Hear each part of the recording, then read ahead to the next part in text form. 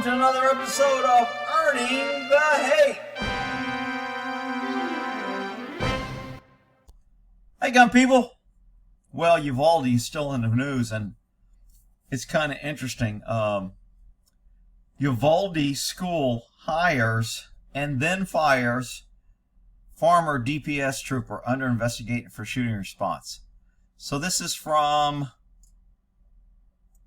the Texas Tribune, and this is the officer that was hired at Uvalde after she was fired from DPS for her response to the Uvalde shooting. I mean, you just can't make this shit up. So she shows up, does a crappy job, DPS fires her, and then Uvalde police fire her. So if you read the article, and if you want to pause and read it all, she responded within minutes.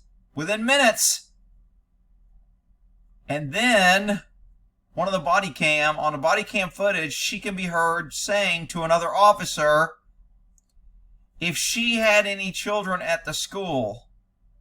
An officer asked her, and her response was, "If my son had been in there, I would not be outside, I promise you that."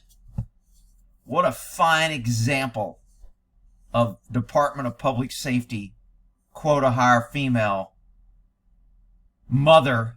She's a mother. If my son had been in there, I wouldn't be outside. But all you pesky citizen sons that are in there, even though I'm trained, I got bulletproof vests, I got gun, and I got backup, and I'm here early, I'm not going in. Wow. Are you kidding me? Good for DPS for at least finding this footage and getting rid of her. However, this is the problem when you start hiring people because of what bathroom they use, or because you want to be cool and woke.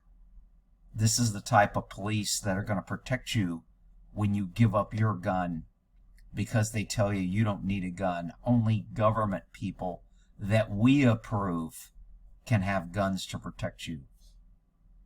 More earning the hate and outrageous behavior from this Uvalde shooting. Wow. Nice. Good job. We'll end that there.